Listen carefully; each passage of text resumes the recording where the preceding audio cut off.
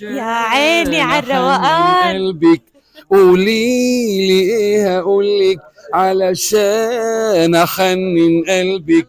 غلبت اقولك مش لاقي كلام. الله الله قولي الله. لي ايه ترارارارا، قولي لي ايه رارارارارا. طول عمري بديكي بحنية. يا عيني عالروقان، لك يا عيني عالروقان، يسلم هالتم. هذا الأستاذ فريد وفديك حبيب قلبي. طول يسلم. عمري بديكي بحنية. الله. ايش نسيتها؟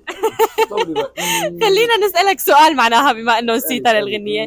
انت هيك يعني من جماعة الطرب الاصيل. عيني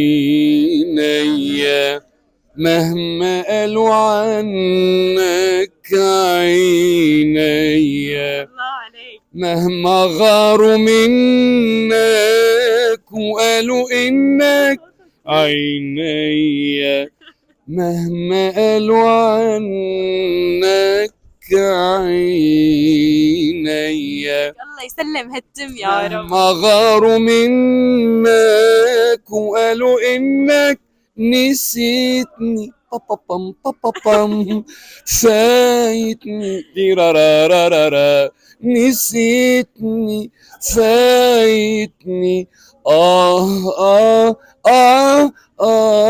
أنا بحبك. الله يسعدك. الله يسعدك. الله يسعدك. بدنا نسألك سؤال. اليوم بسبب غلاء المعيشة أهل العريس عم يلجأوا لأنه هن يشتروا ذهب مزيف، فبرأيك شو هالحركة أنت؟ هل هي صحيحة؟ إذا بدك هلا أنا فهمت الفكرة تبعك. تمام. إذا أم وأب من أسرة محترمة بتقدر ظروف الوطن وظروف الشباب وظروف، بيقولوا له أخي روح أنت، هاي صارت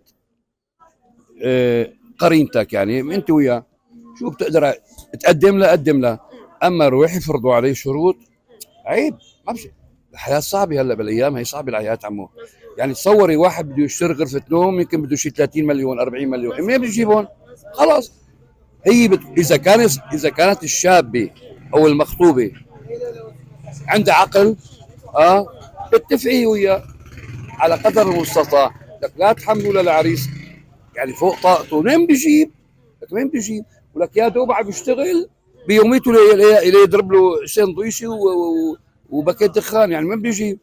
بدك الاسره تكون، بدك تكون الاسره متفهمه وواعيه، ويعني ما تحس صعوبات.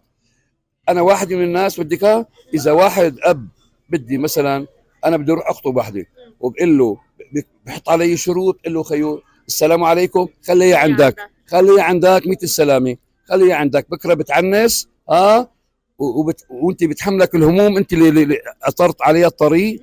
لا خليك اب واعي. ويسر. طبعا. ما نحن الحمد لله ديننا دين التيسير الحمد لله، يعني من فضل الله. ما في داعي هي التعقيدات. لك شو بدها بالذهب؟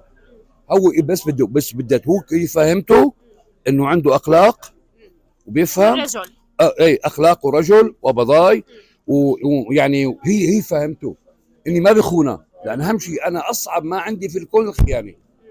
اذا هو خانه وهي خانته. لما بكون متفاهمين بعضهم. طيب مثل ما عندنا في مثل بيقول لك عد بساطك من رجليك. طبعا. طيب منين بده يجيب لك، يعني منين يجيب لك هلا ذابع 10 شو بدك فيهم الذهبات تحطين بايدك هلا؟ شو بدك فيهم تحطين بايدك الذهبات يعني؟ خلاص. ما تقبل. يس. ما تقبل. ما تقبل. انا عامل لها هلا قلت لها خليه عم بيها ضل يصرف عليها هو. تعنس عندهم.